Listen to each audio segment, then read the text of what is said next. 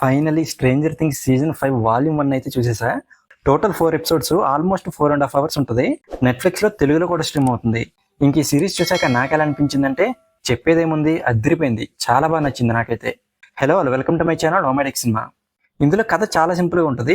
Dustin and వాళ్ళ gang వెక్నాకి ఏమైంది, అసలు ఎక్కడుంది, దాన్ని ఎలాగైనా కనిపెట్టి నాశనం చేయాలని చూస్తారు. చివరికి వెక్నాన్ని కనిపెట్టి నాశనం చేశారా లేదా అనేది ఈ సీజన్లో చూస్తాం. ఈ సీజన్ 5 చూడాలంటే ఇప్పటి వరకు కంప్లీట్ అయిన సీజన్స్ అన్నిటిని ఒకసారి రీక్యాప్ చేయడం బెటర్. లేదంటే కొంచెం కన్ఫ్యూజ్ అయ్యే ఛాన్స్ ఉంది. అలా రీక్యాప్ చేయకపోతే ఫస్ట్ ఎపిసోడ్ కొంచెం స్లోగా బోర్ కొట్టినట్టు అనిపిస్తుంది. అలా కాకుండా ఆ స్టోరీ గురించి ముందే తెలిస్తే చాలా బాగా అనిపిస్తుంది.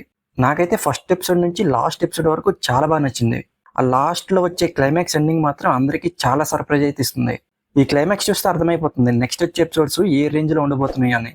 ఈ సిరీస్ లో విజువల్స్ అయితే టాప్ నాచ్ ఉన్నాయి. అలాగే విఎఫ్ఎక్స్ కూడా చాలా బాగున్నాయి. కాకపోతే ఒక ప్లేస్ లో కొండ గుహ ఉంటుంది, అది కొంచెం తేడా కొట్టినట్టు అనిపించింది.